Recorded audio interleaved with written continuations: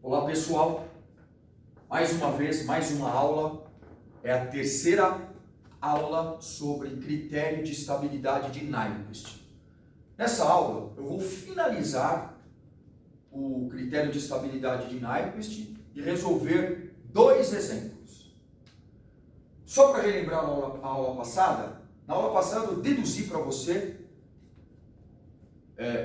a equação do critério de estabilidade de Nyquist, que é esta daqui, Z igual a P mais N.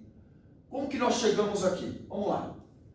Lembram que Nyquist propõe um contorno que é uma semicircunferência de raio infinito e situada no semiplano direito do plano complexo. A este contorno ele dá o nome de contorno de Nyquist. Ele resolve, então, mapear este contorno através da equação característica do sistema, que é B de S igual a 1 mais G de S vezes H de S. Ou seja, ele pega um valor daqui do contorno, S1, por exemplo, e calcula B de S1. E coloca esse B de S1 num novo plano complexo. Ele faz isso com todos os pontos do contorno e obtém uma coleção de valores de B de S e plota um gráfico novo, um contorno novo em outro plano complexo. Esse contorno resultante, ele é chamado de diagrama de Nyquist. Claro que o critério de estabilidade de Nyquist está baseado no princípio do argumento de Cauchy, lembra? Que diz o seguinte: se o contorno que está sendo mapeado através de uma função, por exemplo, B de S, por acaso envolver Z zeros de B de S, o contorno resultante vai envolver a origem Z vezes no sentido horário.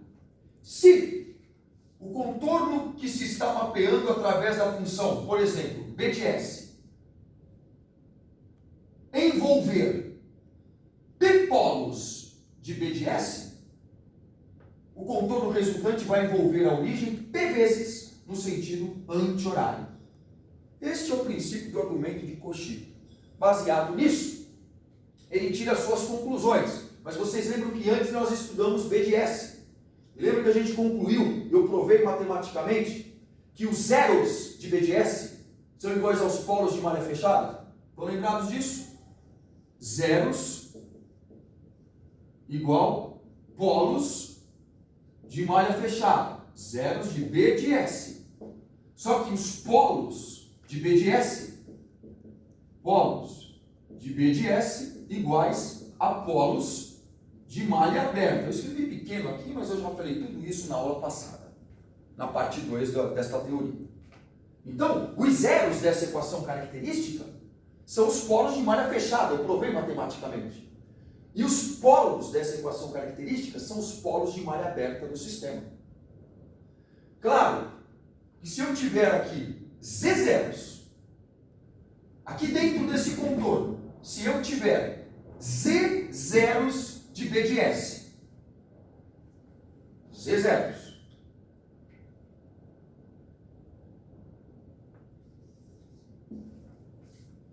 e tiver aqui dentro também P polos de B de S,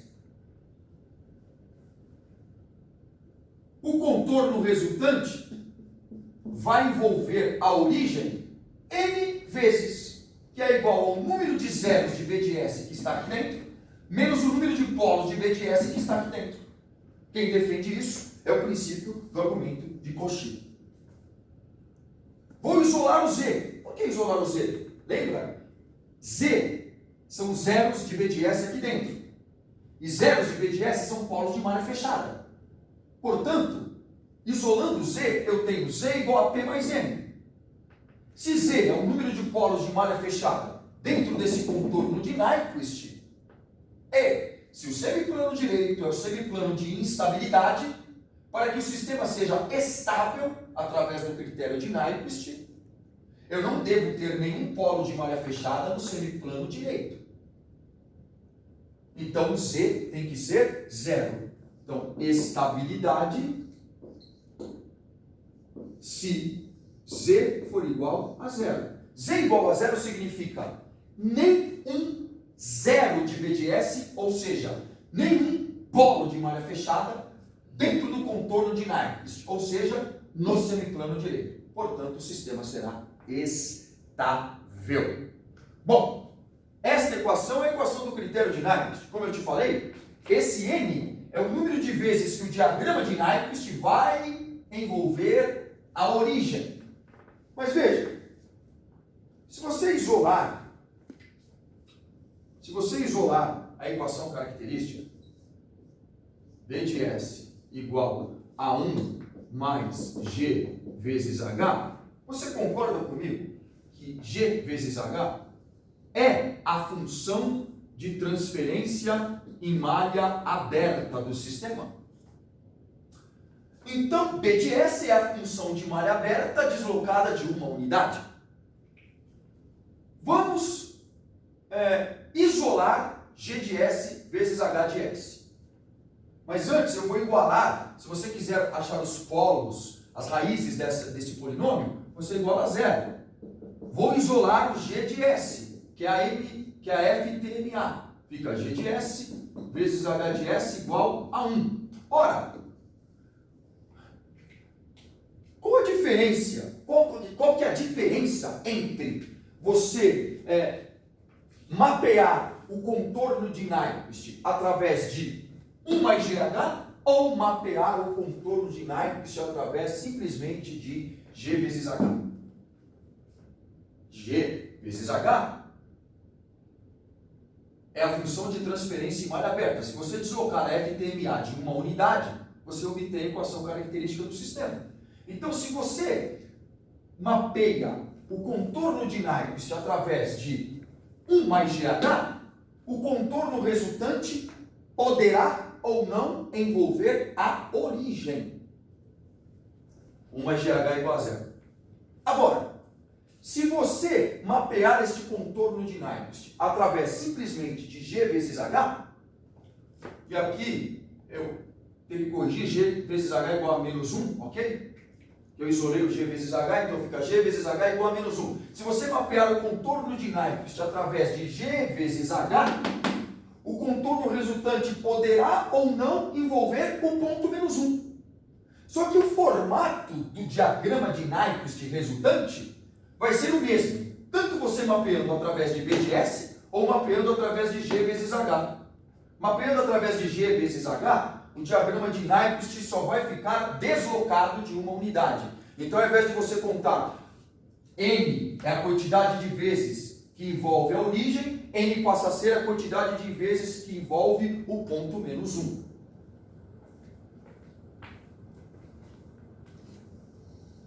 Ok? Resumindo. Então, aqui, N vai ser igual ao número de vezes que o diagrama de Nyquist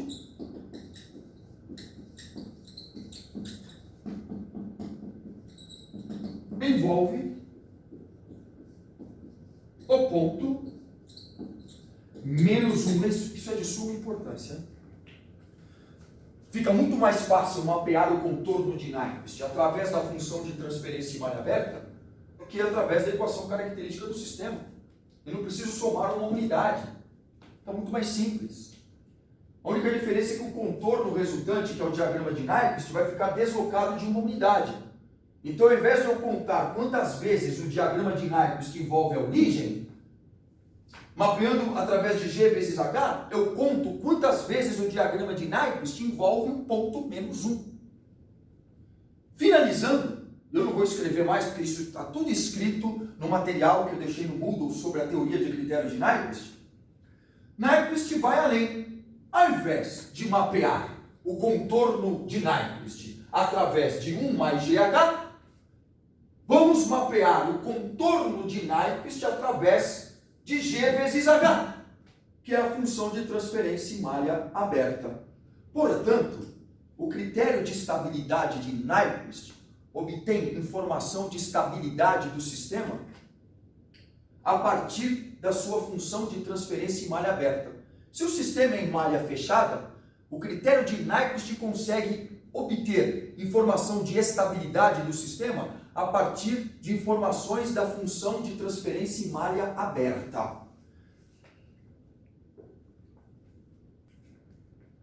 Portanto, pessoal, resumindo toda a teoria, tudo isso para cair numa equação simples como essa, Z igual a P mais N. Mas aqui dentro tem informações preciosas. Vocês viram quanta informação, quanto conceito para chegar nesta equação. Ela é simples de se ver, mas dentro dela ela é complexa. Interiormente ela é complexa. Muito bem. Esta equação do critério de Nyquist é válida. Lembra que eu falei que N é o número de vezes que o diagrama de Nyquist envolve o ponto menos 1?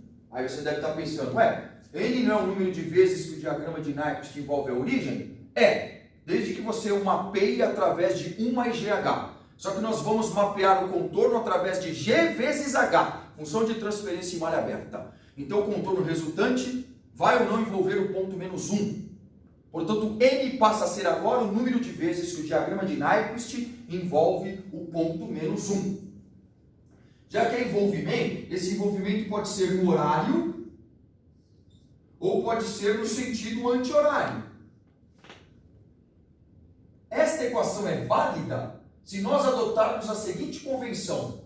N será positivo se o envolvimento for no sentido horário. Olha lá, o diagrama de Nyquist envolve o ponto menos 1 duas vezes no sentido horário. Então, N é igual a mais 2.